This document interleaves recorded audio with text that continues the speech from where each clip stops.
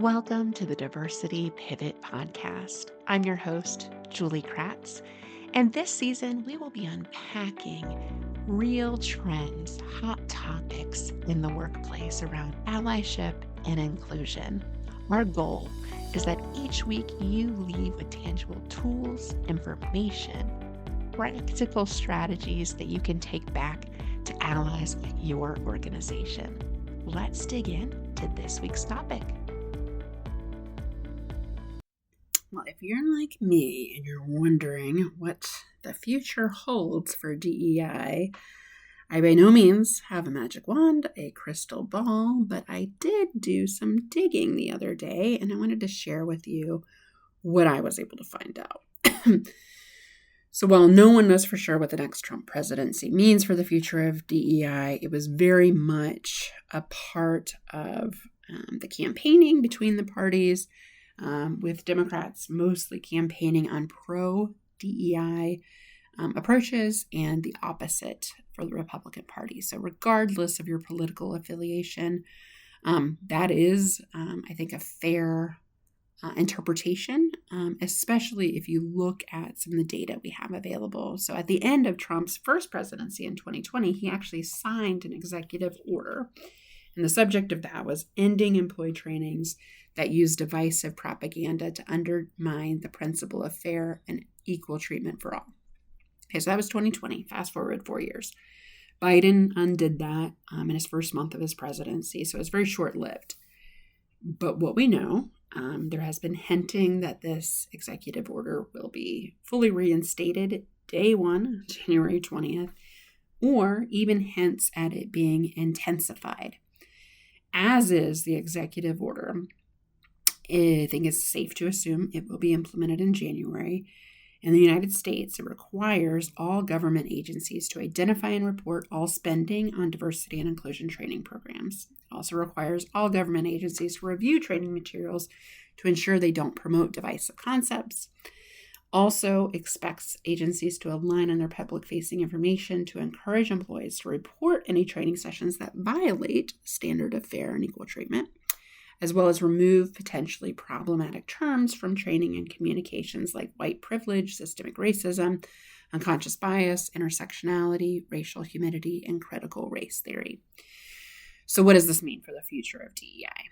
I have 3 predictions. 1, the DEI divide will most certainly widen. Those that have been outspoken about DEI will continue to prioritize this work because they know the importance of creating an inclusive and equitable environment. So they know it's not just a buzzword. They know what the acronym means. They've taken approaches on inclusive leadership training, hiring best practices, employee resource groups. I don't think those things actually go away. On the other hand, organizations that have been minimally investing in DEI or doing one-time trainings are likely to divest.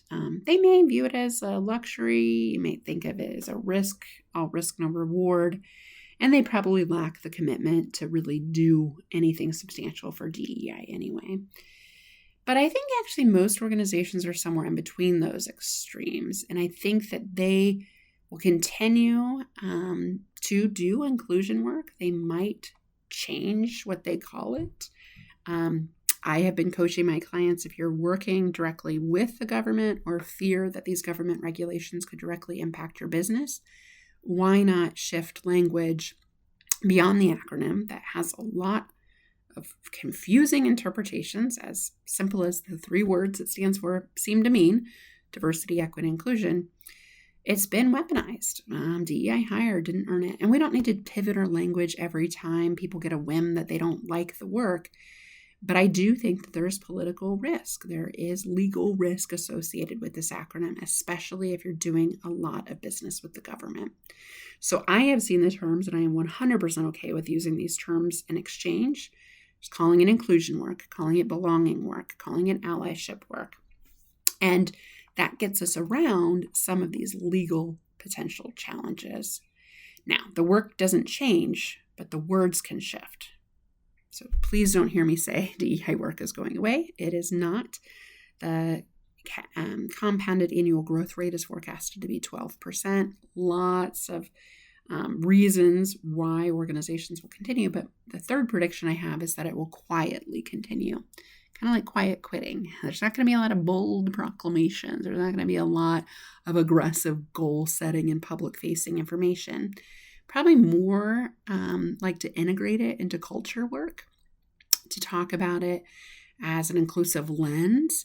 I think organizations will continue to track progress, set clear goals, and assess the impact of DEI just like they would any other part of their business.